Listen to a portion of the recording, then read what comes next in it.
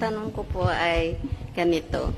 Paano mo pong nararamdaman kung ikaw ay tinatawag na ng Panginoong Diyos? Mararamdaman mo po pag nakakaroon ka ng interes sa Kanyang salita. Kasi, Ang salita ng Diyos, ang tanging paraan para ang tao matawag ng Diyos ngayon. You will know that you are being called by God by His words. Let us read that.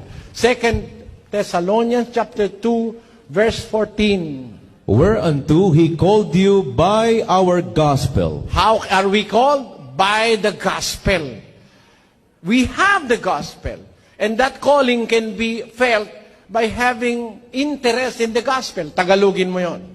Sa kalagayang ito'y tinawag niya kayo sa pamamagitan ng aming ebanghelyo. Pag nagkaka-interest po kayo sa aral ng ebanghelyo, tinatawag na kayo ng Diyos. Kasi pagka wala kayong interest kasi matagal na po akong sumasama sa asawa ko po, matagal na pong membro. 5 years na po, pero nagdadalawang isip po ako. bakit po? Duda kayo sa amin? Hindi po.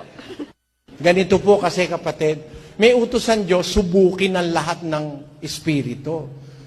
Di, makinig lang kayo, pumunta kayo sa pagkakatipon, subukin nyo kung may dayaan sa amin. Di, pag may dayaan, lumayas kayo.